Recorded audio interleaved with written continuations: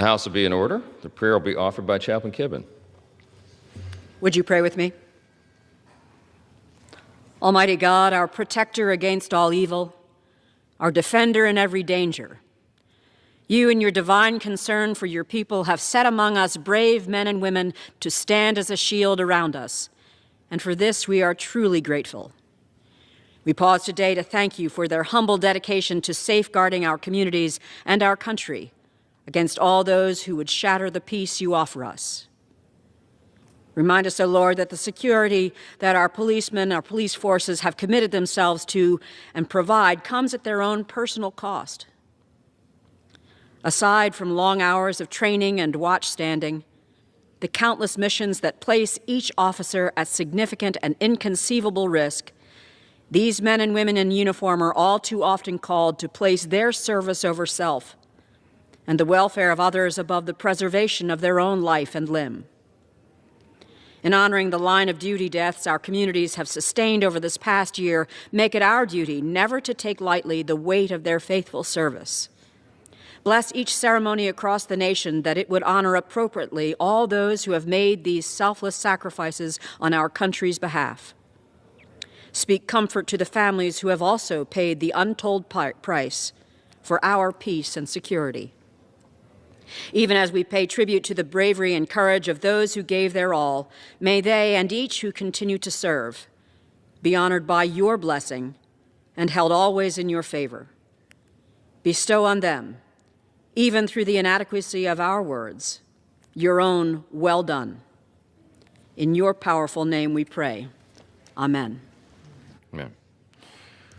The chair has examined the journal of the last day's proceedings and announces to the House the approval thereof. Pursuant to Clause 1 of Rule 1, the journal stands approved, and the Pledge of Allegiance will be led by the gentleman from Pennsylvania, Mr. Thompson.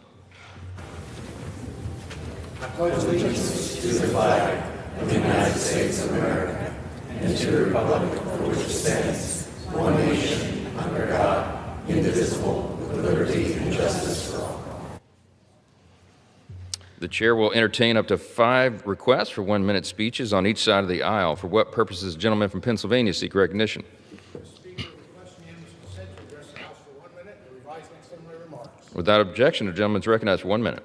Thank you, Mr. Speaker. I rise today to recognize May as National Military Appreciation Month, a time to honor and recognize all those who have served or are currently serving in our armed forces. In 1999, the late Senator John McCain introduced Senate Resolution 33, and it passed unanimously and was adopted by the House, officially designating May as Military Appreciation Month. Mr. Speaker, I want to specifically recognize the thousands of Pennsylvanians currently in uniform. Your courage and selflessness do not go unnoticed. We applaud your commitment to defending our nation's freedoms at all costs. Through every conflict since our founding, the men and women of our armed forces have never wavered. Our veterans that are fallen gave their all for every American. We owe them a debt of gratitude that spans generations. This month, let us unite as a nation to salute the brave men and women who protect our values and flag at all costs. Madam Speaker, it is important we continue to support our armed forces, veterans, and their families. May God bless them and their families. Thank you, and I yield back the balance of my time. For what purpose does the gentleman from California seek recognition? Address the body for 1 minute without objection. Without objection, the gentleman is now recognized for 1 minute. Madam Speaker, I rise today to wish Bishop Kevin Vann a happy 75th birthday. Since 2012, Bishop Vann has led the Catholic Church in Orange County, guiding it through becoming one of the largest and most dynamic dioceses in the nation. He has also led the remarkable transformation of the former Crystal Cathedral, a Protestant church, to Christ Cathedral, now a vibrant center of Catholic worship. So we're talking about relations, good relations between Catholics and Protestants. And today he serves nationally as the treasurer for the California Catholic Conference of Bishops, as well as leading bishops nationwide through the U.S. Conference of Catholic Bishops. Bishop Vann, happy 75th, and many more. Madam Speaker, I yield. For what purpose does the gentlelady from Mariana Islands seek recognition? Madam Speaker, I seek unanimous consent to address the House for a minute and to revise and extend my remarks. Without objection, the gentlelady is recognized for 1 minute. Madam Speaker, today I rise to recognize the extraordinary response to Super Typhoon Sinlaku and to honor the many people and organizations who stepped up and continue to step up for the Northern Mariana Islands in our time of need. I commend our local first responders, utility crews, and linemen across the Marianas, our mayor's offices, FEMA, and the Army Corps of Engineers for their steadfast partnership in response and in recovery. I also extend my deep gratitude to World Central Kitchen, Team Rubicon, Samaritan's Purse, the Red Cross, the Salvation Army, Project Body Check 670, the Azuda Foundation, Caridad, Team Coca, Ohala, and the Tan Shulin Foundation, and the many nonprofit and faith-based organizations who continue help rebuild our community. To the Sinamai diaspora, our churches, medical workers, community volunteers, and residents who raise funds, ship supplies, clear roads, deliver aid, and care for our neighbors, your resilience reflects the very best of the Northern Mariana Islands. In the Sinamai, recovery is powered not only by government, but by the community. Thank you, Madam Speaker. I yield back. For what purpose does the gentlelady from Pennsylvania seek recognition?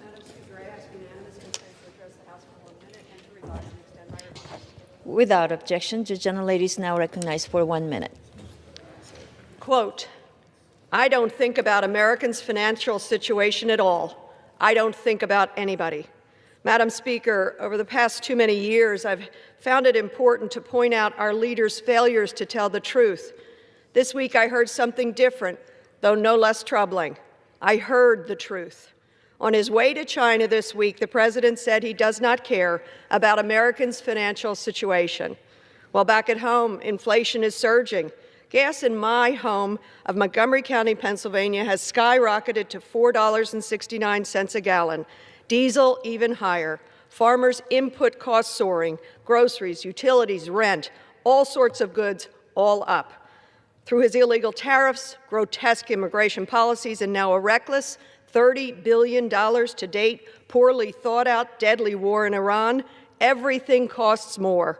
The president does not care, and now he wants American taxpayers to fund his billion-dollar golden ballroom. Congressional Republicans somehow champion it. Madam Speaker, the president may not think about lowering costs. He may not care, but I do. I yield back. For what purpose does the gentlelady from Illinois seek recognition? Madam Speaker, I ask unanimous consent to address the House for 1 minute and to revise and extend. Without objection. Thank you. I rise today to honor Urbana Councilwoman, proud dog mom to Riley and now to Bronsley, and my dear friend Chandra Bishop. For 7 years, Chandra served Urbana with determination and heart, fighting tirelessly for reforms to local policing systems, helping get folks in the community connected to good jobs, and working to strengthen public safety in the community. All the while, Chandra was fighting for a long and difficult battle with cancer. At 29 years old, Chandra was diagnosed with stage 4 intrahepatic cholangiocarcinoma, a rare cancer that affects fewer than 6 in 100,000 people each year. When standard treatments were no longer enough, she refused to give up and enrolled in clinical trials in search of hope, not only for herself, but for the others facing the very same fight. In the process, she became a powerful advocate and an expert. When the Biden White House convened a forum on the importance of clinical trials, Chandra shared her story, helping others understand what the research funding means for patients and families across the country.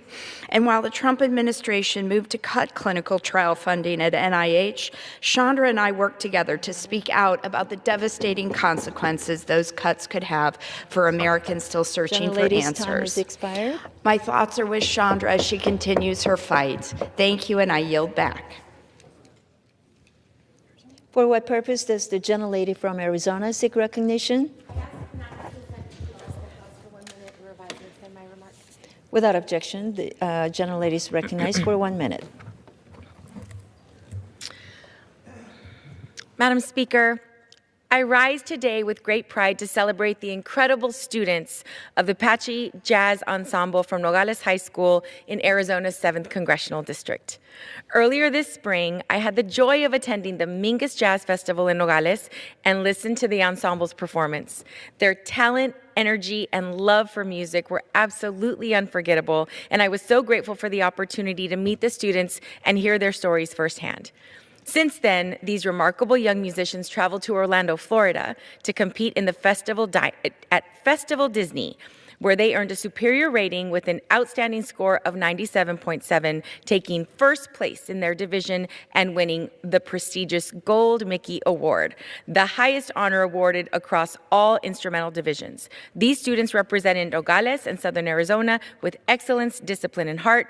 Their achievement is a testament to their hard work and dedication of their director, Anthony Belletti, and the power of music education to inspire and uplift our communities. To the Apache Jazz Ensemble Nogales High School and all of your friends, fans, and family, muchísimas gracias, felicidades, and thank you for making Arizona proud. I yield back. For what purpose does the gentleman from New York seek recognition?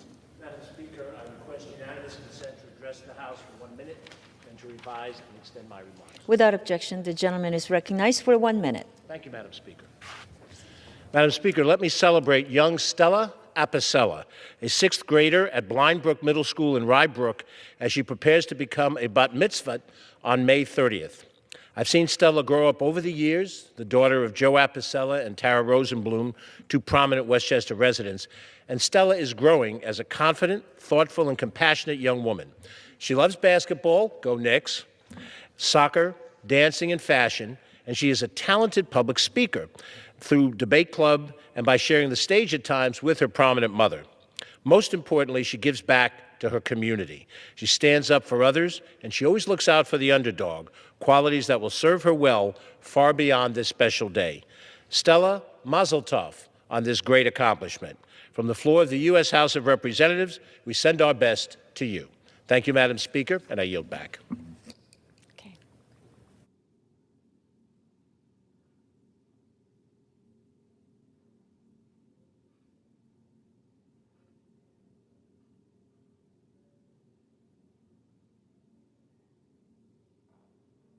Pursuant to House Resolution 1275 and Rule 18, the Chair declares the House and the Committee of the Whole House on the State of the Union for the further consideration of H.R. 8469. Will the gentleman from North Carolina, Mr. Rouser, kindly take the chair?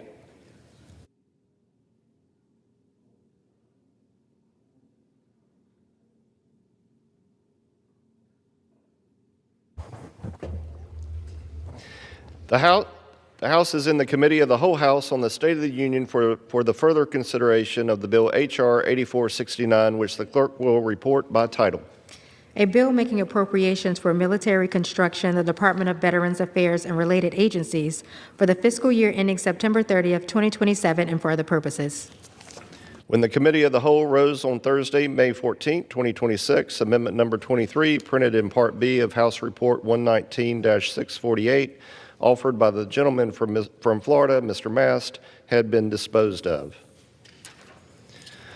It is now in order to consider Amendment Number 29, printed in Part B of House Report 119-648. For what purpose? Oh, pardon me. Go ahead. The clerk will designate the amendment.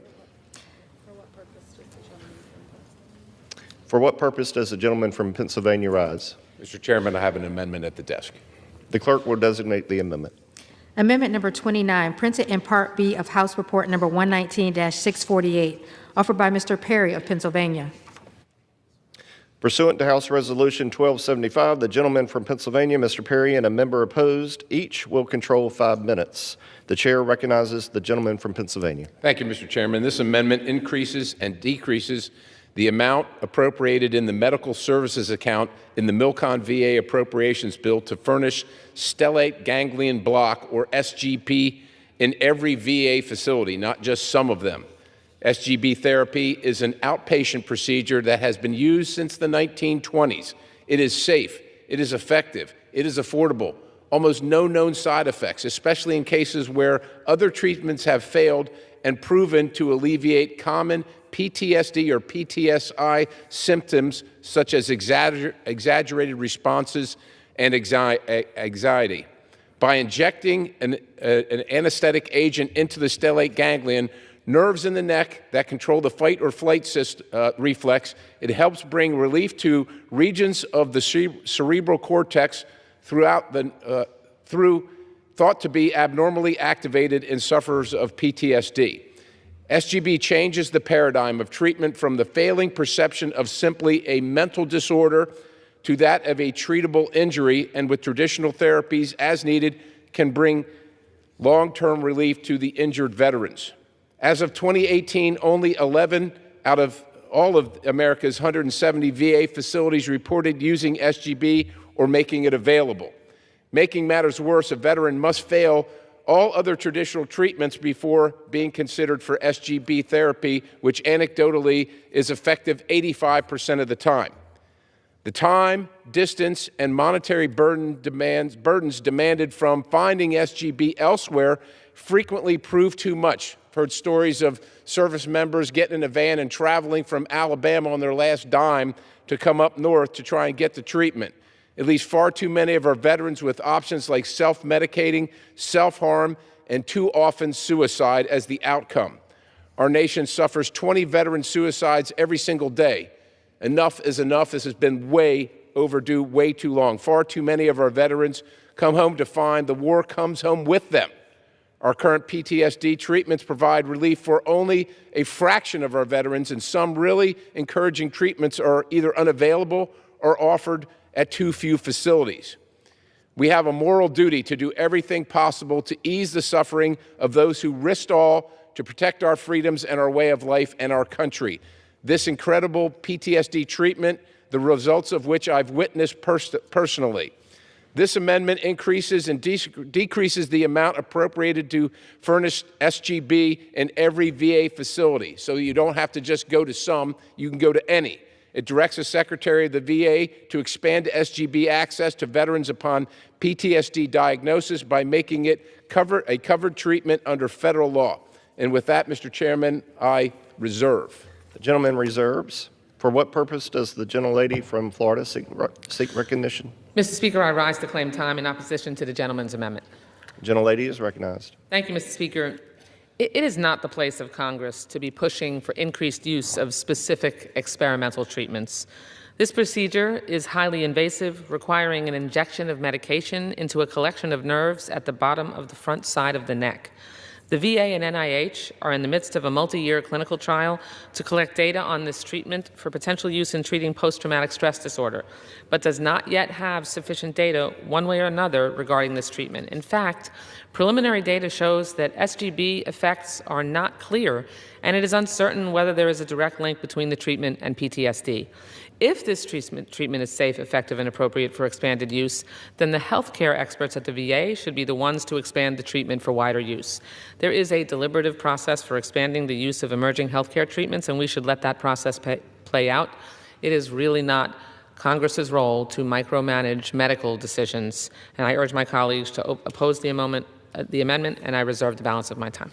Gentlelady reserves. The gentleman from Pennsylvania is recognized. While the deliberative process is playing out, this treatment has been used for over 100 years without any known side effects, without any damage to anybody, 85% effective for the users that have used it, and I've witnessed it. And it's so invasive, Mr. Chairman, it takes 15 minutes of lying down on the table and getting an injection, and oftentimes sitting up, standing up, and being relieved of your PTSD right then. While they're studying it, while they're fighting at the VA over turf about which treatment is the best, which practitioner should have primacy, 20 veterans a day are taking their own lives while they can't get the treatment.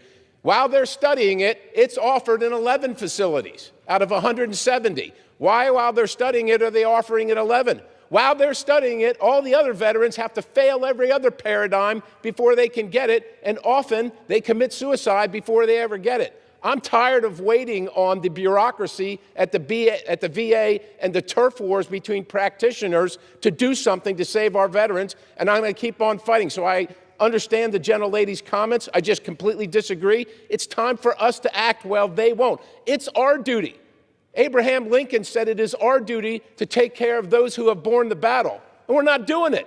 We're waiting on the VA and these different doctors and paradigms to discuss, oh, well, maybe this works, maybe that doesn't work. Well, these guys and gals are dying every single day. We got to do something about it. I reserve. Gentleman reserves. Gentlelady from Florida is recognized. Thank you, Mr. Speaker. Mr. Chairman, I can appreciate the gentleman's passion. This treatment is being trialed and piloted in 11 facilities for a reason, because we have to make sure it's safe. You are not Dr. Perry. I am not Dr. Wasserman Schultz. In fact, it's important to note that in many instances, when this treatment has been administered, while it might provide some immediate relief, oftentimes the PTSD symptoms come back. And so this trial is being wrapped up in June, and then it'll take about a year to analyze the data. We are not medical experts. I have argued time and again on this House floor that Congress is not equipped to be making medical decisions, particularly specific medical decisions that affect a unique group of patients. And, I certainly hope that this trial results in progress and relief, and that it would be scientifically validated. But it's our responsibility to wait for the experts to provide us with those results before decisions are made, and leave those decisions to the VA. And with that, I oppose this amendment. We should use the process for expanding the use of emerging healthcare treatments, and we should let that process play out. I urge my colleagues to vote no, and I yield back the balance of my time. Gentlelady yields back. The gentleman from Pennsylvania is recognized. Thank you, Mr. Chairman. Since 2018, 11 facilities, VA facilities out of 170, have been using it. Not studying it, using it. The study happened after that, and every day that the study's occurring, 20 service members take their lives. The U.S. Department of Veterans Affairs estimates between 11 and 20% of Operation Iraqi Freedom and Enduring Freedom veterans have PTSD in a given year. 12% of Gulf War veterans, 15% of Vietnam veterans. Sadly, only 40% of these heroes will find relief with current treatments. I'm tired of waiting on the VA and this study, which, quite honestly, is just prolonging the turf war between practitioners there. Some of them say they should have primacy and this shouldn't even be involved. Yet again, outpatient procedure. Gentleman's time 15 has minutes. expired. I urge adoption. I yield the balance. Gentleman yields back. The question is on the amendment offered by the gentleman from Pennsylvania. Those in favor say aye. Those opposed say no. In the opinion of the chair, the ayes have it. The amendment is agreed to.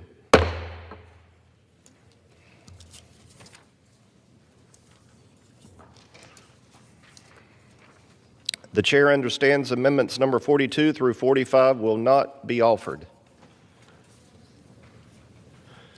It is now in order to consider amendment number 49, printed in Part B of House Report 119-648.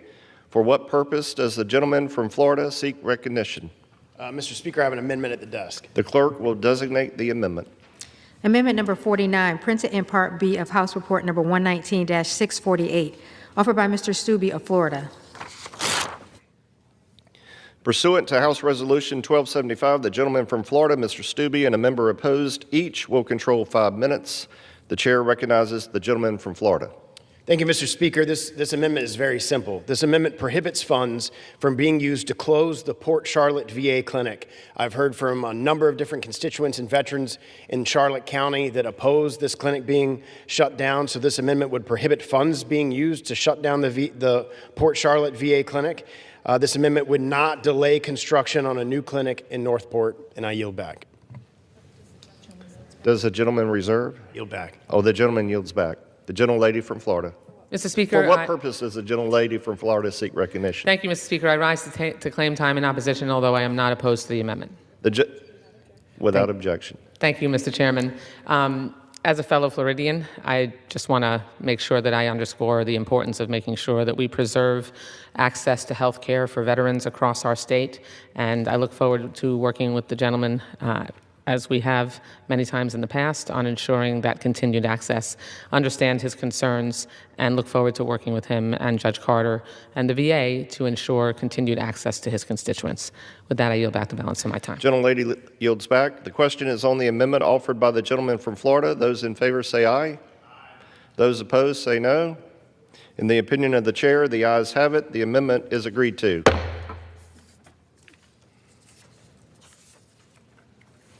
It is now in order to consider amendment number 50, printed in Part B of House Report 119-648. For what purpose does the gentleman from Florida seek recognition? I have an amendment at the desk. The clerk will designate the amendment. Amendment number 50, printed in Part B of House Report number 119-648, offered by Mr. Stubbe of Florida. Pursuant to House Resolution 1275, the gentleman from Florida, Mr. Stubbe, and a member opposed each will control 5 minutes. The chair recognizes the gentleman from Florida. Thank you, Mr. Speaker. I rise today to offer an amendment that puts the defense of our own troops, bases, and national security above all else, not to subsidize the defenses of NATO countries that lecture us on peace, hesitate to stand with us, and in some cases actively undermine our efforts to confront the terrorist regime in Iran. My amendment redirects more than $480 million in funding from the NATO Security Investment Program. Essentially, it moves nearly $500 million used for foreign military base infrastructure and redirects it towards improving the infrastructure needs of our own bases, for our own service members, and for our own national security. This is the definition of America first. The United States cannot continue carrying the defense burden for allied nations that fail to carry their own weight in the collective defense of each NATO member. But most importantly, we cannot continue to treat the generosity of the American taxpayer as automatic, while our allies treat their obligations as optional. Operation Epic Fury has exposed why this amendment is necessary. When President Trump moved to confront the Iranian terror regime, some NATO countries chose to tarnish the meaning of alliance and tried to subvert our ability to target Iran. Namely, it is France and Spain that continue to deny our military from using their airspace and many key defense facilities, forcing American forces to work around the very allied infrastructure that American taxpayers have helped sustain through NATO funding. Many of these bases exist within the broader NATO architecture supported by programs like the NATO Security Investment Program, which this bill gives nearly $500 million to. Yet when the United States called for support, our so-called allies chose silence over solidarity. Alliances are not entitlement programs, nor are they blank checks. They are solemn commitments built on mutual defense, sacrifice, and responsibility. So if any foreign nation thinks they are deserving of the United States military and the backing of our taxpayers, best they not demand the comfort of our alliance and reject the courage it requires. The American people deserve the assurance that every single investment made actually serves our national interests. But every dollar in this bill should be measured against one standard. Does it support our national security, our readiness, and our warfighters and their families? If the answer is no, then we have the responsibility to redirect such funds and put America first. This is why this amendment matters. Our first and only obligation should be to support our warfighters. We owe it to the American people that their tax dollars are spent in a manner strengthening American readiness, improving our base infrastructure, supporting our service members and their families, and advancing our national security.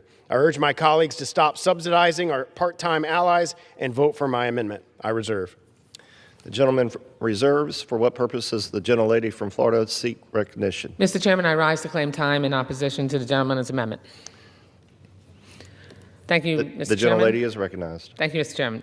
This amendment would completely eliminate funding in the bill for the NATO Security Investment Program. The base bill already underfunds NATO infrastructure by $122 million less compared to the President's budget request. And even President Trump recognized the value of this program and the return on investment that the NSIP program provides for the American taxpayer. The President's budget requests $604 million for the NATO Security Investment Program, which is the amount required to fully fund America's commitments towards NATO infrastructure investments. The base bill provides only $482 million for the program, and this amendment would take that number all the way to zero. As the war in Ukraine rages on, this is not the time to abandon deterrence in Europe and undermine our alliances in the region. Moreover, these investments are not only needed to meet NATO's requirements to deter aggression from our adversaries, but also to directly support U.S. troops stationed in Europe. Around one-third of active NATO Security Investment Program projects are at U.S. theater posture locations, and an even larger number indirectly support U.S. troops stationed in or moving throughout the region. Yet the United States' share of funding for this project is only 15%. If the United States were to pay a share proportional to our gross national income at the same rate as our allies, we would pay for around 47% of these projects. To cut funding for this program is not only not fiscally sound policy. Without the NATO Security Investment Program, the operational requirements for these projects would not go away, and many of these projects would become a U.S. military construction burden. Our MilCon dollars are already stretched thin, and this amendment would abandon projects for which our allies pay 85% of the cost burden. Even if you are concerned about the overall defense spending levels of various NATO countries, this direct contribution program is one program through which our allies pay a disproportionate share. I encourage all of my colleagues to oppose this irresponsible amendment, and I reserve the balance of my time. Gentlelady reserves. The gentleman from Florida is recognized. Thank you, Mr. Speaker. On U.S. membership in NATO, President Donald J. Trump in April 2026 stated, and I quote, "Oh yes, I would say it's beyond reconsideration. I was never swayed by NATO. I always knew they were a paper tiger. And President Putin knows that too, by the way. They haven't been friends when we needed them. We've never asked them for much. It's a one-way street." On NATO assisting in the reopening of the Strait of Hormuz, a White House official in April 2026 stated, and I quote, "As President Trump said yesterday, NATO was tested and they failed. President Trump has zero expectations for NATO at this point and did not ask them for anything, even though it's a fact that they benefit from the Strait of Hormuz far more than the United States." President Trump posted on Truth Social on March 31st, 2026, and I quote, "The country of France wouldn't let planes headed to Israel, loaded up with military supplies, fly over French territory. France has been very unhelpful with respect to the butcher of Iran, who has been successfully eliminated. The USA will remember President DJT." President Trump on Truth Social on the United Kingdom on March 31st, 2026 stated, and I quote, "All of those countries that can't get jet fuel because of the Strait of Hormuz, like the United Kingdom, which refused to get involved in the decapitation of Iran, I have a suggestion for you. Number one, buy from the U.S. We have plenty. Number two, build up some delayed courage, go to the Strait, and just take it. You'll have to start learning how to fight for yourself. The USA won't be there to help you anymore. Just like you weren't there for us, Iran has been essentially decimated. The hard part is gone. Go get your own oil." President DJT. This just a couple of days ago from Secretary Rubio commenting on NATO basing rights. Quote, "One of the reasons I supported NATO is because it gave us basing rights in Europe. So when NATO partners like Spain deny us use of these bases, the primary reason for why NATO is good for America, then what is the purpose of the alliance?" I reserve. Gentleman reserves. Mr. Chairman, I yield 2 minutes to the chair of the Military Construction VA Subcommittee, Judge Carter. The gentleman is recognized. I thank the lady. I rise in opposition to this amendment. President Trump's budget request included funding for the account in fiscal year 2027. These funds supported our operational readiness and warfighting capabilities. I urge my colleagues to oppose this amendment. Does the gentleman yield back? I Does yield the back. gentlelady yield back? I'm sorry. I reserve. The gentlelady reserves. The gentleman from Florida is recognized. Thank you, Mr. Speaker. The President's comments on this issue have been very clear. We are $39 trillion in debt, and we should be focused on America first, and we should be supporting our war fighters and our bases, not NATO, in this budget, and I yield back. The gentleman yields back. The gentlelady from Florida is recognized. Thank you, Mr. Chairman. I think the point of Judge Carter and my argument is that this funding does support our war fighters in Europe. President Trump asked for, in spite of all the things that he has said about NATO, he asked in his budget for $604 million. And this budget is $122 million less than that, and the gentleman from Florida's amendment would wipe it out. So I strongly urge my colleagues to oppose this amendment because it would eliminate funding for infrastructure investments on which our troops and our allies rely. This is not for foreign troops. This is for our troops. It's not fiscally responsible to eliminate funding for this jointly funded program, which provides critical infrastructure. If we don't support the NATO Security Investment Program, then either we have to pay more to fund the cost of our infrastructure, and Europe will be leaving us on our own, or we allow these needs to go unmet to the detriment of our men and women in uniform and American military readiness. We need to make this decision about this amendment not based on rhetoric, but on reality. And the reality is that this funding ensures that we can keep our troops ready and safe. I urge my colleagues to oppose this amendment, and I yield back the balance of my time. Gentlelady yields back. The question is on the amendment offered by the gentleman from Florida. Those in favor say aye. Those opposed say no. In the opinion of the chair, the noes have it. The amendment is not agreed to. I ask for a recorded vote. A recorded vote is requested. Those in favor of taking this vote by recorded vote will rise. A sufficient number having risen, a recorded vote is ordered. Members will record their vote by electronic device. This is a 15-minute vote.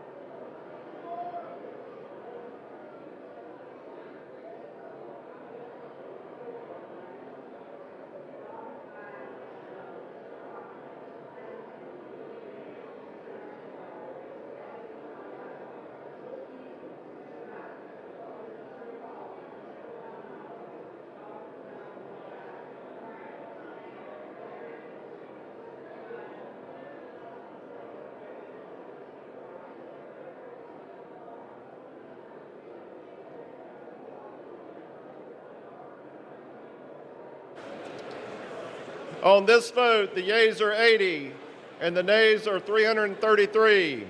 The amendment is not adopted.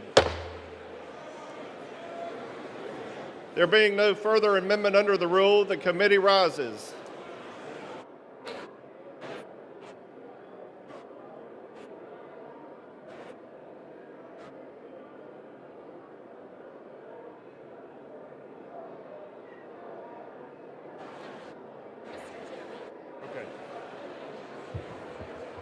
Mr. Chairman.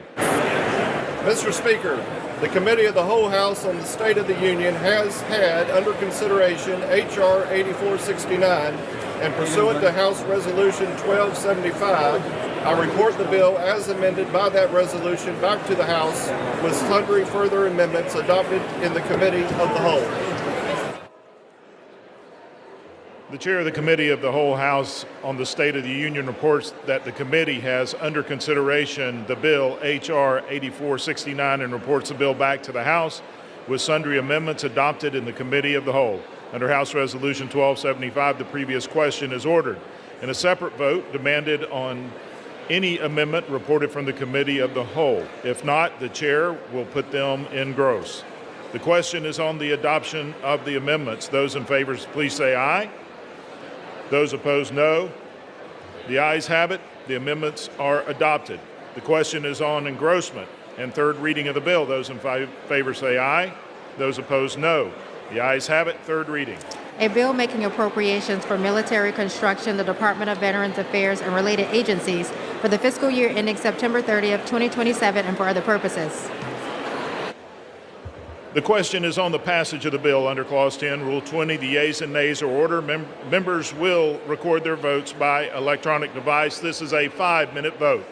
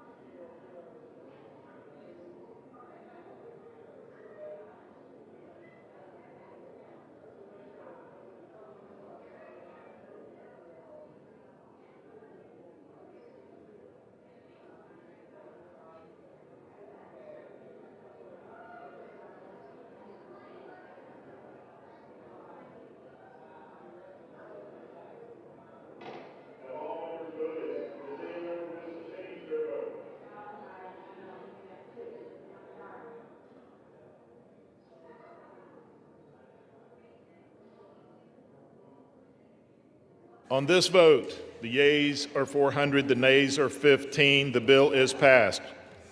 Without objection, a motion to consider is laid on the table.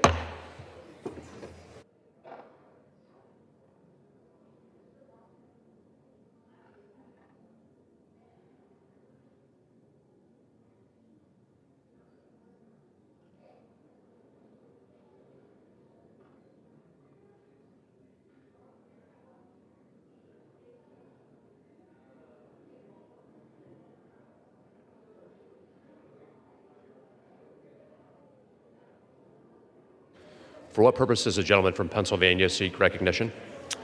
Mr. Speaker, I ask unanimous consent that when the House adjourns today, it adjourn to meet at noon on Tuesday next morning, our debate at 2 p.m. for legislative business. Without objection.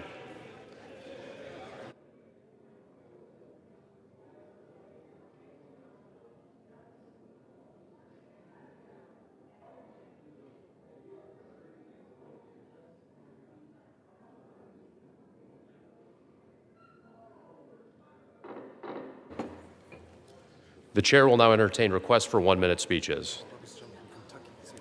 For what purpose does the gentleman from Kentucky seek recognition? Without objection, the gentleman is recognized for 1 minute. And as for order. Be in order. The House will be in order. Mr. Speaker, I rise to honor the life and legacy of my dear friend Fred Nestler. Fred was best known for his service as a very popular and effective member of the Kentucky House of Representatives from 1994 to 2012, where he represented his beloved home of Graves County in West Kentucky. I first met Fred when I got elected to the Kentucky House of Representatives in 2001. Fred and I were of different political parties, but that didn't matter to him. Fred was a public servant whose only priority was to best represent his constituents. I was so impressed with Fred Nestler's leadership skills that I talked him into joining me at the Kentucky Department of Agriculture in 2012 for all 4 years of my term as Kentucky Agriculture Commissioner. Fred was a larger-than-life figure in West Kentucky politics who was loved by everyone. Prior to his service in the Kentucky legislature, Fred was a field representative for Congressman Carroll Hubbard. Representative Hubbard once said Fred was the best that he had. And I replied, I have no doubt Fred Nestler was the very best. He was a West Kentucky legend who will be deeply missed. I yield back. For what purpose does the gentleman from Arizona seek recognition?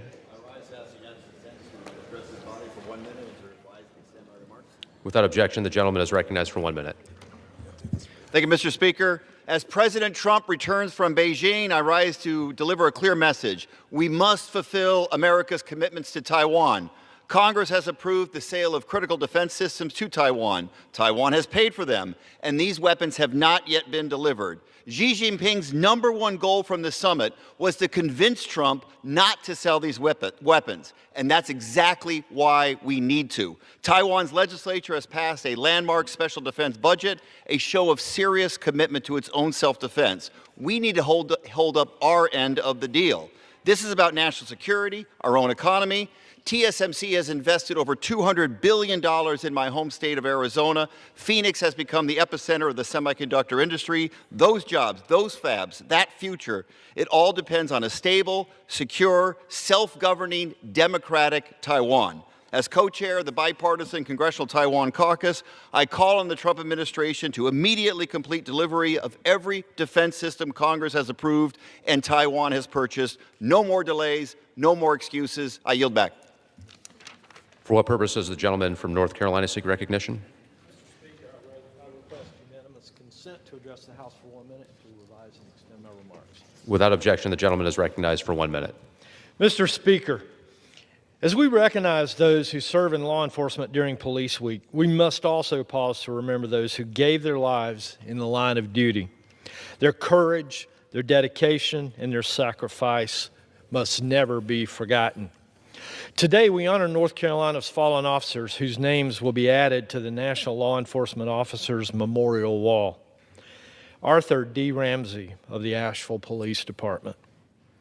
Frank J. Hagan of the Asheville Police Department.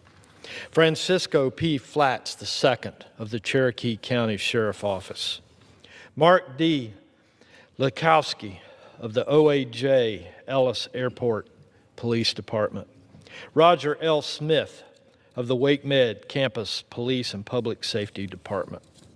Each of these officers answered the call to protect and serve, and they represent the very best of our communities.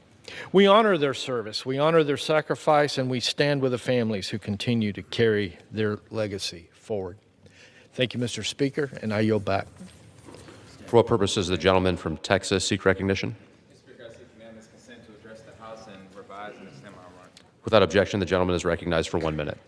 Mr. Speaker, I rise today to introduce the Kimberly Vaughn Safe Firearm Storage Act. 8 years ago, Kimberly was a student at a Texas high school, and several of her classmates and teachers were murdered by a student who brought his parents' gun to school because it was not properly secured. Their deaths were both a tragedy and entirely preventable. Safe firearm storage is one of the simplest and most effective ways to reduce gun violence, suicides, accidental deaths, and having stolen weapons end up in the hands of people who should not have them. But 7 million children in this country are in a home with a loaded and unlocked firearm. And every year, hundreds of kids are killed and injured because guns are within arm's reach. This bill aims to change that.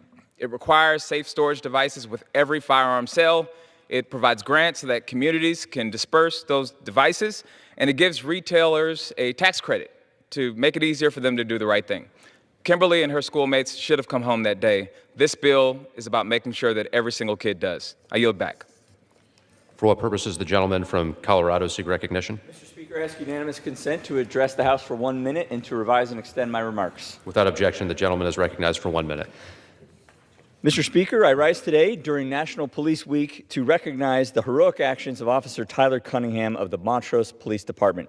While responding to a residential structure fire alongside fellow first responders, Officer Cunningham arrived to find the roof and back of a home fully engulfed in flames. After learning that a woman remained trapped inside, he quickly assessed the situation, forced entry through the front door, and entered the burning residence. Officer Cunningham was able to find the woman and carry her to safety where EMS personnel were waiting on scene. In moments of crisis, first responders are called upon to make split-second decisions under extraordinary pressure. Officer Cunningham's courage, quick judgment, and willingness to put himself in harm's way saved a life that day. His actions reflect the professionalism, selflessness, and dedication displayed every day by law enforcement officers and first responders across Colorado's 3rd District. I ask that all of my colleagues join me in thanking Officer Cunningham for his bravery and for his continued service to the people of Colorado. Thank you, Mr. Speaker. I yield back. For what purpose does the gentleman from Illinois seek recognition? Mr. Speaker, I ask unanimous consent to address the body for 1 minute and to revise and extend my remarks. Without objection, the gentleman is recognized for 1 minute. Mr. Speaker, I rise today in honor of Asian American Pacific Islander Heritage Month and in the spirit of Frederick Douglass, whose vision of freedom was never narrow and never timid. It was in 1869, as anti-Chinese hatred was rising in America, Frederick Douglass delivered his great speech, Our Composite Nation.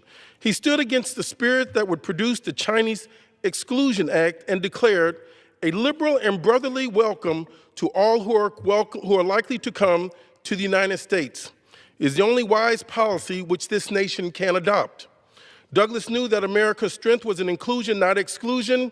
He said, I want a home here, not only for the Negro, the mulatto, and the Latin races, but I want the Asiatic to find a home here in the United States. That was moral courage, that was historical clarity, and that is the truth we must carry today. Asian Americans have helped build this country, defended this country, and have enriched this great country. Yet they have faced exclusion, violence, suspicion, and injustice. This month, we do more than celebrate. We remember, we recommit, we reject anti-Asian hate and xenophobia. And as Douglass said, a smile or a tear has no nationality. Let us build this composite nation he envisioned just, inclusive, and free. Thank you, Mr. Speaker. I yield back. For what purposes does the gentleman from Arizona seek recognition? Revise and extend my remarks. Without objection, the gentleman is recognized for 1 minute. Thank you, Mr. Speaker. I rise today to recognize the outstanding young men of Sigma Nu fraternity at Arizona State University. I had the pleasure of spending time with this group last month and am encouraged by their honorable character, discipline in the classroom, and desire to do good in the community. ASU Sigma Nus have a rich understanding of our Constitution and recognize the importance of civic engagement. They also desire to make a meaningful difference to those around them, routinely partnering with organizations like Child Help and the Food Recovery Network to fight food waste and hunger. Sigma Nus are also leaders who serve in ASU's student government and in a variety of campus clubs. When young men surround themselves with peers who challenge them to grow and live with integrity, they are better prepared to serve their families, communities, and the nation. The men I met at Sigma Nu were thoughtful, driven, and deeply committed to serving others. I have no doubt they will continue to make a just and positive impact on their campus, throughout Arizona, and across our country. I thank them for their leadership, their example, and their commitment to these timeless values. Thank you, Mr. Speaker. I yield back. For what purposes does the gentlewoman from New Jersey seek recognition?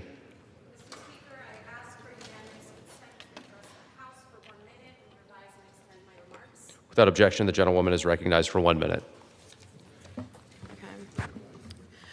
I rise to recognize the life of Mrs. Jennifer Gonzaga, who passed away on May 10th, 2026, after dedicating her life to education and the joy of nurturing young minds.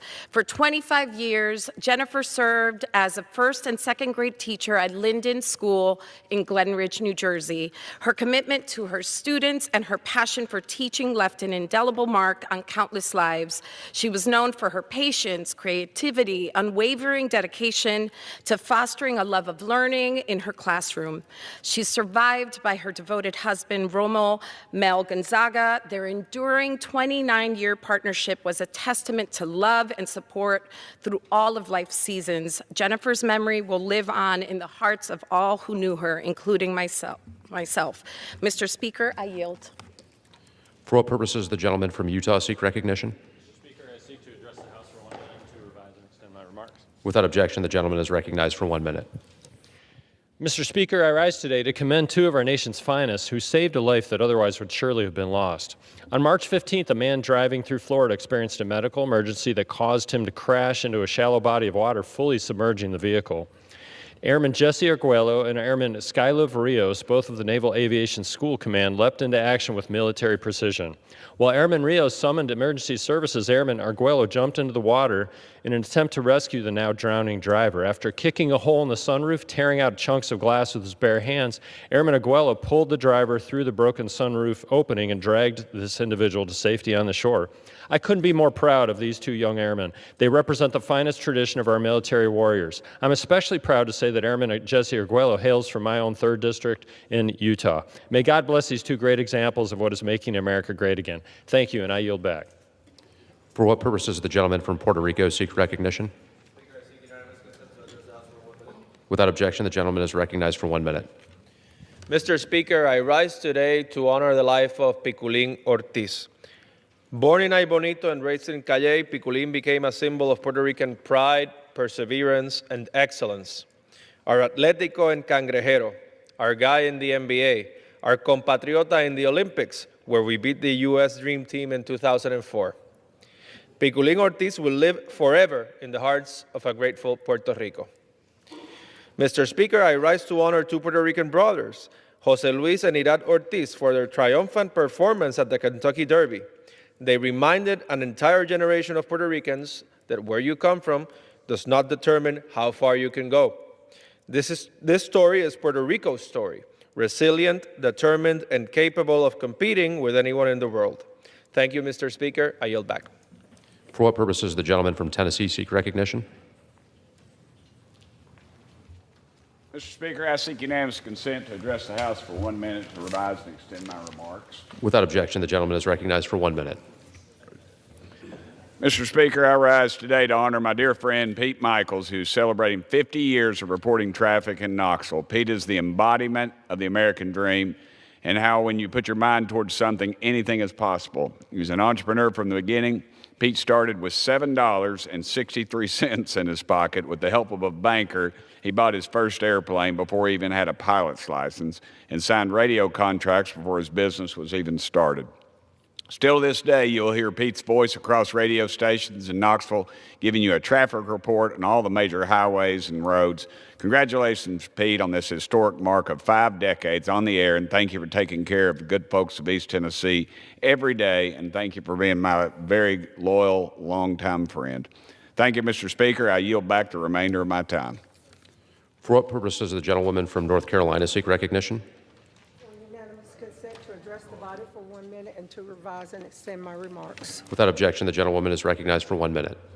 Mr. Speaker, I rise today to congratulate my constituent, Ms. Kay Gant, on her retirement from the National Institute of Minority Economic Development after 17 years of distinguished service. For nearly 2 decades, Ms. Gant dedicated herself to advancing economic opportunity and supporting minority entrepreneurs across North Carolina. Through her leadership and unwavering commitment, she helped strengthen an organization whose mission is vital to expanding access to capital, resources, and opportunity for underserved communities.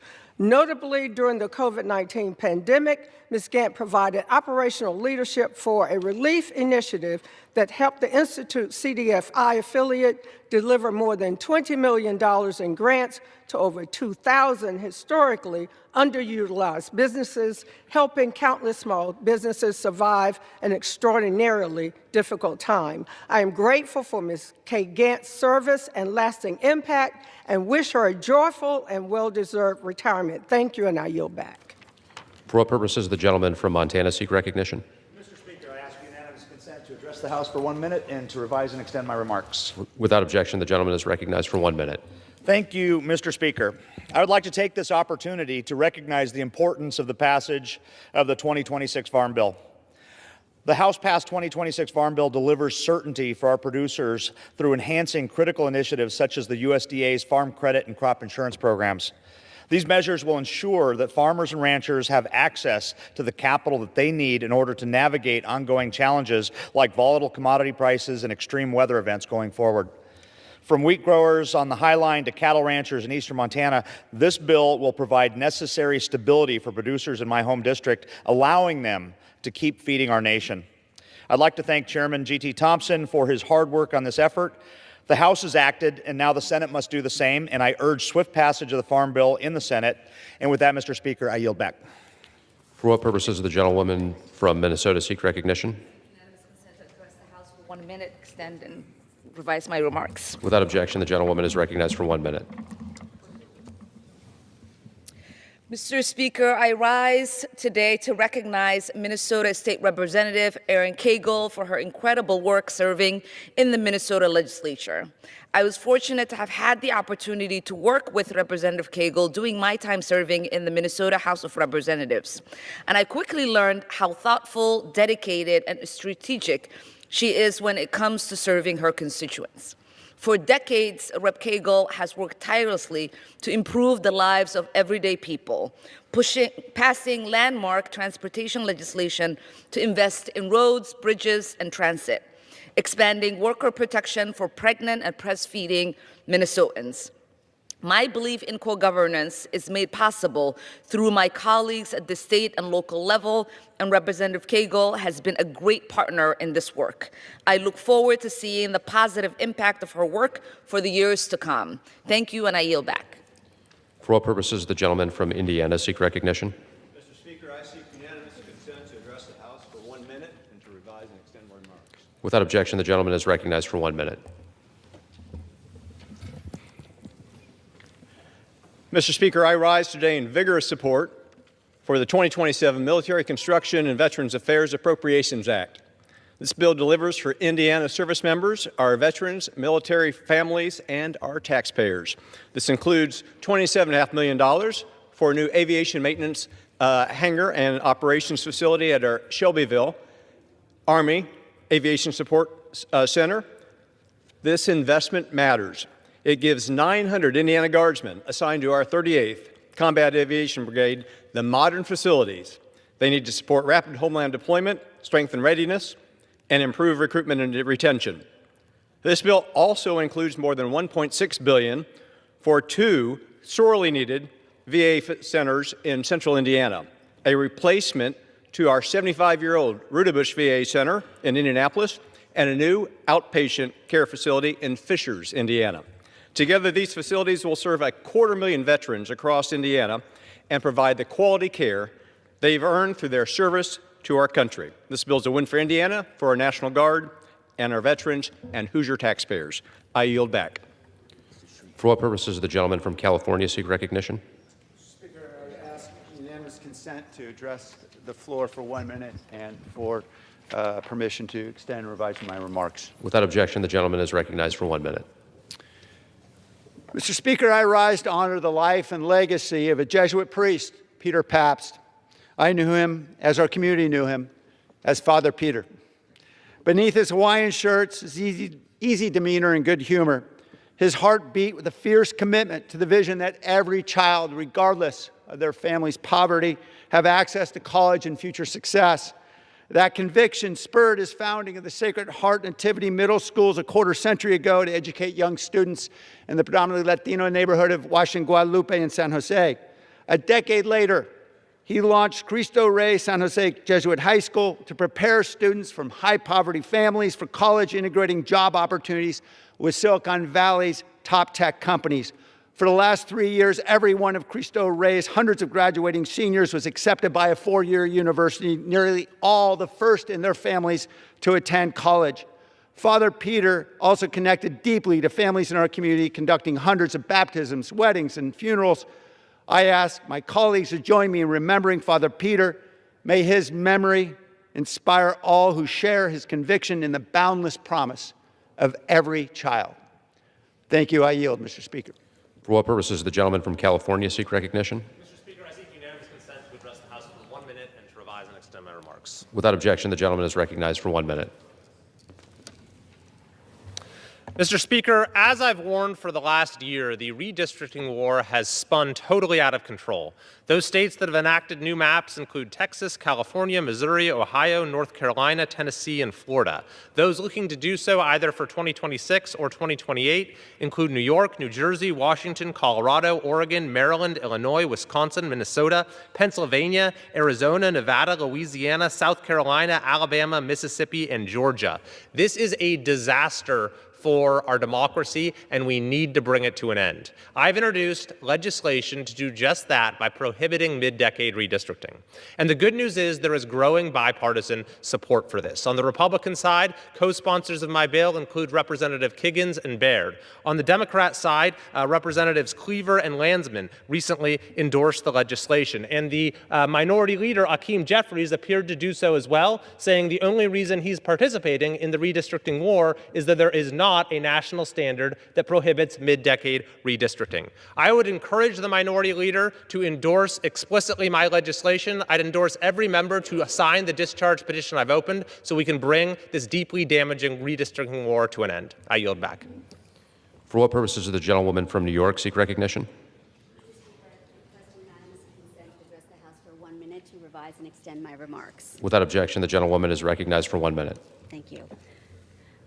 Mr. Speaker, I rise today to honor the outstanding career of Dean Lodge, a dedicated UPS driver who has recently retired after more than 37 years with UPS, including 26 years in the Long Beach community.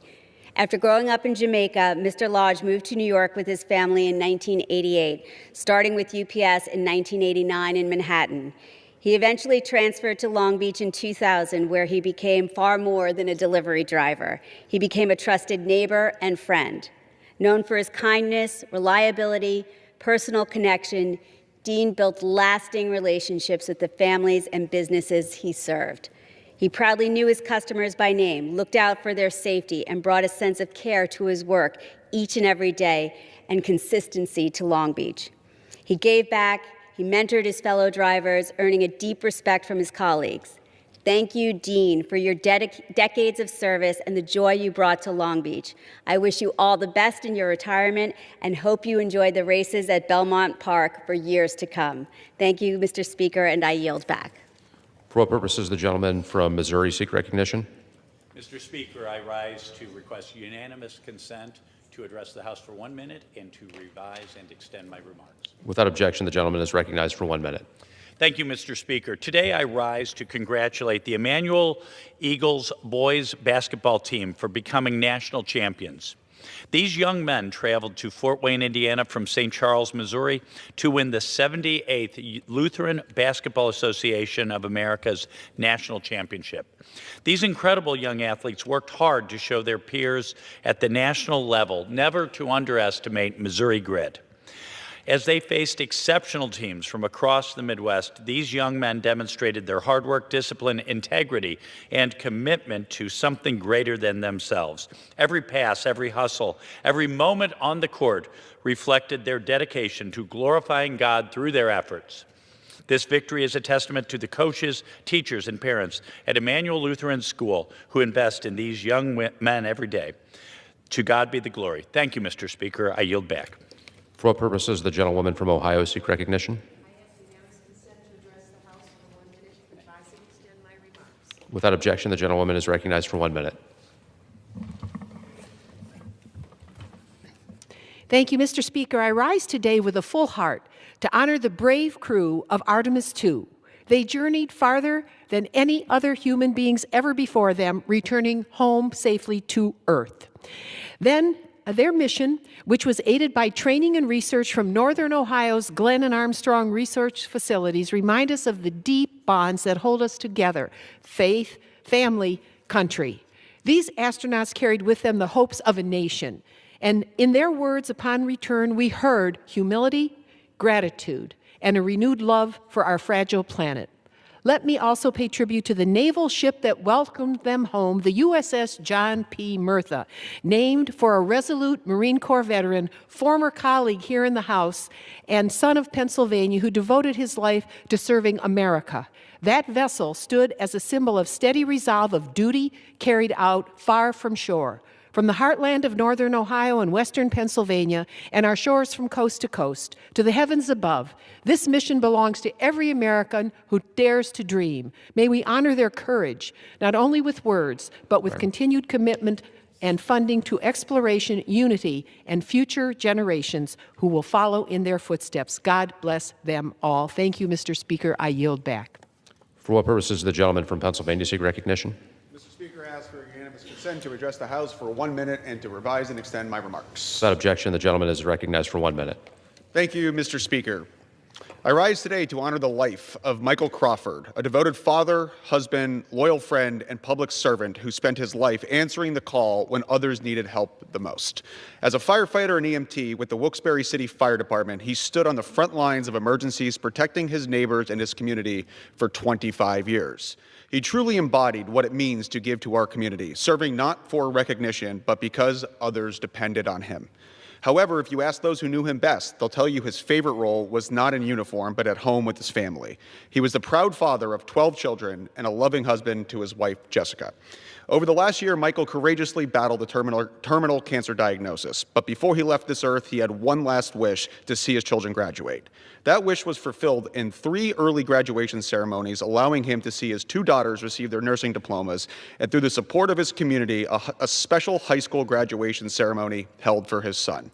Today, we mourn his passing, but we also celebrate the life that reminds us of what truly matters: faith, family, service, and sacrifice. To his wife, to his children, his EMT and fire department family, and to all who loved him, we extend our deepest condolences. And to Michael Crawford, we offer our gratitude. May we honor his legacy, not just with words, but striving to live with the same strength and unwavering devotion he showed us every single day. Thank you. I yield back. For what purposes the gentleman from New Hampshire seek recognition? Without objection, the gentleman is recognized for 1 minute. Thank you, Mr. Speaker. I rise to mark Police Week and express my thanks and support for the law enforcement officers in New Hampshire and across the country. Our police answer the call every day, regardless of the danger they might face. They do work that is indispensable to fight crime, keep the peace, and provide assistance to those in need. This week, we honor those tragically lost in the line of duty and can never forget their sacrifice. We must give support and respect to everyone who wears the uniform, as well as their families. I've had the privilege to work with the New Hampshire law enforcement community, and I am grateful for their professionalism and leadership, and they deserve the resources to do their jobs. We should be passing legislation to increase funding to our local departments, to modernize public safety infrastructure, provide new technology and equipment, and hire and train more officers. I join my colleagues in thanking the men and women who swear an oath to protect and serve and keep us safe. I yield back. For what purposes the gentleman from Texas seek recognition? Speaker, I ask for unanimous consent to address the House for 1 minute and to revise and extend my remarks. Without objection, the gentleman is recognized for 1 minute. Thank you, Mr. Speaker. Fraudsters are robbing the American people. In Ohio, hundreds of shell companies operating out of empty office buildings billed the federal government for over $250 million for home health services that couldn't even be verified. We believe the full scope of this scandal, in fact, reaches into the billions of dollars. These are programs that required no medical training, had no verification that services were actually provided, and had no spending caps. But they enriched fraudsters at the expense of the American people. That's why Chairman Comer created the task force on defending constitutional rights and exposing institutional abuses, to go after corrupt institutions that steal from taxpayers, abuse our immigration system, silence Americans, and bury illegal discrimination. It's my honor to lead this task force. This week, we sent a letter demanding answers from the Ohio Department of Medicaid, and we're going to get them. The era of zero consequences is over. We're coming for every single institution that thinks otherwise. Thank you, Mr. Speaker. For what purposes the gentleman from New York seek recognition? Mr. Speaker, I ask unanimous consent to address the House for 1 minute and to revise and extend my remarks. Without objection, the gentleman is recognized for 1 minute. Thank you. Mr. Speaker, I rise today to recognize a man of unyielding faith, compassion, and love. Reverend Robert DeMartinez, known to New York's Capital Region as Father Bob, this year celebrates the 40th anniversary of his ordination as a priest. Born in Amsterdam, New York on November 11th of 1956 to Filomeno Sasso and the late Tulio DeMartinez, Father Bob, guided by the deep faith of his parents and service as an altar boy for Fathers Robert Balch and Joseph Beck, sensed his calling at an early age. He was ordained in Florida in 1986 and returned home to Amsterdam on Trinity Sunday to celebrate his first Mass that year at St. Casmer's Church. He permanently returned to the Albany Catholic Diocese in 1990, serving at several parishes within the diocese. It was in 2010 that Father Bob was welcomed for service in his hometown of Amsterdam to shepherd the congregation of St. Stanislaus. Today, as pastor of both St. Stanislaus and Our Lady of Mount Carmel churches, his devotion and spirit of service shine through every Mass he offers and every religious assignment he assumes. As we honor his 4 decades of faithful service, a hearty ad multos annos, Father Bob, is rendered. Gentleman's time is expired. Congratulations. With that, Mr. Speaker, I thank you and yield back. For what purposes the gentleman from Rhode Island seek recognition?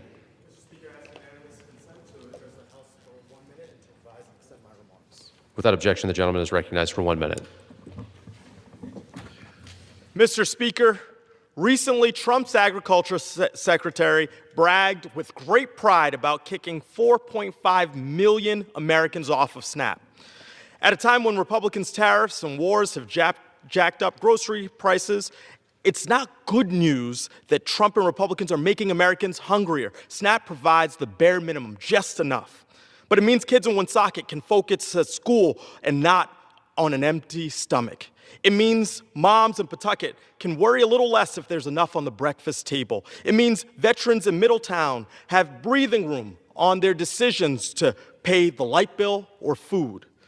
It means seniors in Smithfield might not skip a prescription refill to eat. Celebrating ripping away 4.5 million American SNAP benefits is immoral and wrong. If this administration actually wanted to help families, they'd lower costs, not take away food and make life more expensive. We have to protect SNAP. I yield back. For what purposes the gentlewoman from Oregon seek recognition?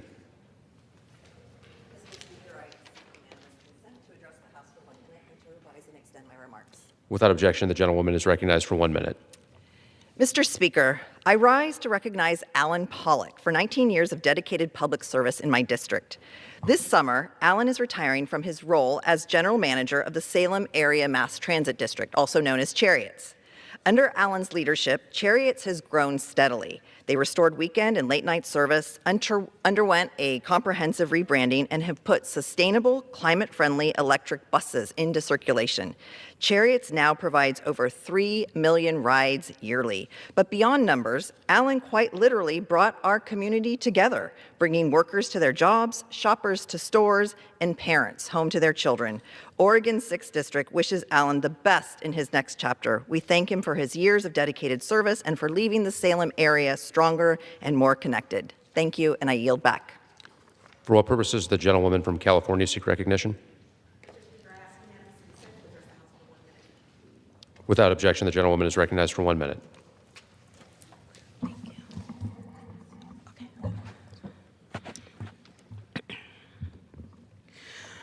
Mr. Speaker, I rise to speak about who we are in this moment when the world is watching us choose. The president's illegal war has already lasted 75 days and cost us over $29 billion. We are bombing schoolgirls in Iran, and we are standing by while civilians are being murdered by the thousands, and we are shattering every global alliance that we have built. And we stand alone. History will require atonement, but we can choose differently. We have a choice right now. We are a nation of profound moral power. The power does not live in bullets, but it lives in our willingness to return to our deepest values, to choose diplomacy when the world expects war, to honor the lives of those we claim to protect while refusing to destroy them. This is the moment that can and will define us, not who we are, rather who we are choosing to be, to achieve a free Iran, a free Cuba, a free Lebanon, a free Venezuela, a free Sudan, a free Gaza. Diplomacy is our best tool. Time has expired. I will not support or give another dime to this war, and I call on Congress to remember who we are meant to be. And I yield back. Thank you, Mr. Speaker. For what purposes does the gentleman from Florida seek recognition? I ask to address the House for 1 minute and to revise and extend my remarks. Without objection, the gentleman is recognized for 1 minute. Mr. Speaker, it is America's 250th anniversary, and we are proud in Central Florida to have this historic accomplishment of Artemis II's successful moon mission. Every day, Central Floridians drive out to the Cape to work on advancing America's space leadership. This is the first moon mission in over 50 years. They went the furthest of any humans ever, the first astronauts to witness the dark side of the moon from their own eyes. And we welcomed astronauts Reed, Victor, Christina, and Jeremy to the Capitol this week. They had many firsts: the oldest astronaut, the first astronaut of color, the first female astronaut, and the first non-American to do a moon mission. And as the only member of Congress to witness both Artemis launches firsthand, I couldn't be more proud of them. Congress needs to be committed to us going back to the moon, to land, to go to Mars and beyond. And so we need to dig deep to advance American space leadership, promote innovation, and for the sake of all humankind. And I yield back. For what purposes does the gentleman from Texas seek recognition? Mr. Speaker, I ask you to address the House for 1 minute. Without objection, the gentleman is recognized for 1 minute. Mr. Speaker, I rise today on behalf of the threatening conditions for the Texas Gulf Coast shrimping and fishing industry, an industry that has thrived for generations but is now under threat to unfair competition from foreign countries and foreign import seafood, an issue that this administration said they would address under America First policies. But they forgot the Texas fishing industry, and now labor shortages exacerbate the H-2B visa caps that are preventing small family-owned businesses from securing the necessary workforce. To make matters worse, our shrimpers must now catch 3 times the load to make up for the high fuel costs of $80,000 per vessel. In response to this crisis, I co-led the House-passed Save Our Shrimpers Act to block taxpayer-funded projects from financing foreign shrimp industries. But the administration must provide immediate relief. by giving our shrimpers and fishermen the ability to hire the workforce they need to survive the season. Time has expired. I strongly urge President Trump and this administration to release more H-2B or H-2A visas so we can bring certainty to the coastal communities and assure the American shrimping and fishing industry can survive. And I yield back. For what purposes does the gentleman from Maryland seek recognition? Mr. Speaker, I ask unanimous consent to address the chamber for 1 minute and to revise and extend my remarks. Without objection, the gentleman is recognized for 1 minute. Thank you, Mr. Speaker. I rise today in observance of National Police Week. Over 300 names were added to the wall in memoriam this week. One of those names was my cousin, Earl Ivey Jr. He served as an officer for the Mount Rainier Police Department, the Office of the Sheriff, the St. Pleasant Police Department, and he did double duty as chief and chaplain of the Fairmount Heights Police Department. He was an excellent man, an excellent father and husband, and a great neighbor and friend. And I commend him and all of the others who were added to the wall this week. But I had one comment I wanted to make to my colleagues. During this week that should be celebratory, there was an amendment that was offered, or a resolution that was offered, that was political and partisan instead of being straightforward and honoring those who were added to the wall. Their names don't have D's or R's listed after them. They didn't serve based on their party affiliation. We should set those party affiliations to the side for this week and this purpose and just celebrate them and the great work that they do. And with that, I yield back. For what purposes does the gentleman from California seek recognition? Ask unanimous consent to address the House for 1 minute and advise and extend my remarks. Without objection, the gentleman is recognized for 1 minute. Thank you, Mr. Speaker. In 75 days, Trump's war has caused the deaths of over 2,000 innocent civilians, including 413 children and 15 American service people. Initially, President Trump called his actions in Iran a little excursion that would last a couple of weeks. Now he's acknowledged it's a war, and last month the president threatened a whole civilization to die. This war has cost almost $30 billion to American taxpayers, has caused American inflation rate to rise to almost 4%, and has raised gas prices for hardworking Americans across this country. President Trump does not have the power to declare war. This is a war, not an excursion. Only Congress can declare war.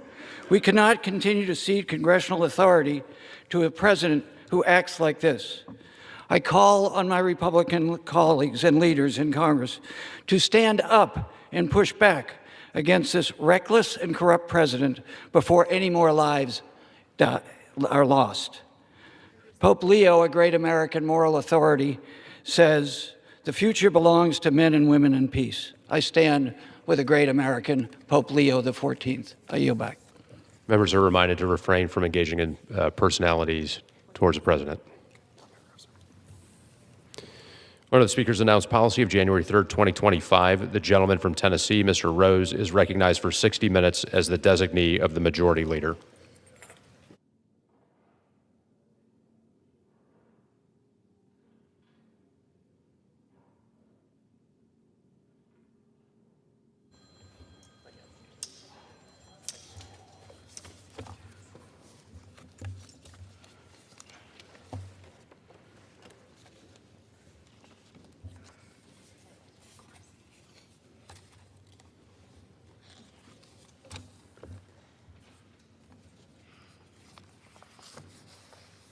Thank you, Mr. Speaker.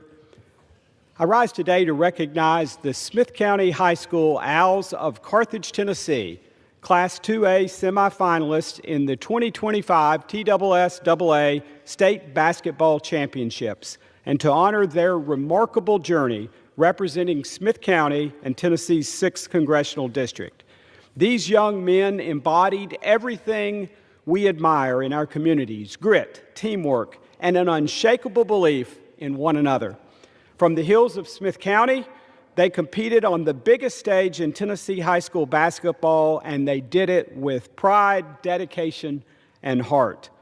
To head coach Lane Bussell, the coaching staff, the families, and the entire Carthage community, This team made you proud. A semifinal finish in Class 2A is no small feat, and these Owls prove that Smith County competes with anyone in the great state of Tennessee.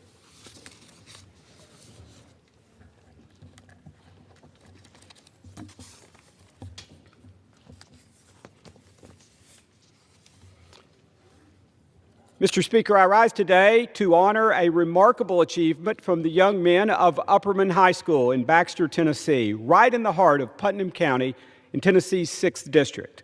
The Upperman Bees have made their community proud, competing as semifinalists in the 2026 TSSAA Class 3A Boys Basketball State Championship. These student athletes displayed the grit, discipline, and teamwork that defines the character of our communities in Middle Tennessee. From the opening tip to the final buzzer, the Baxter Bees represented Putnam County with class and heart. Their coaches, including head coach Bobby McWilliams, families, the entire Upperman community, have every reason to stand tall today. Mr. Speaker, we celebrate these young men not just for the game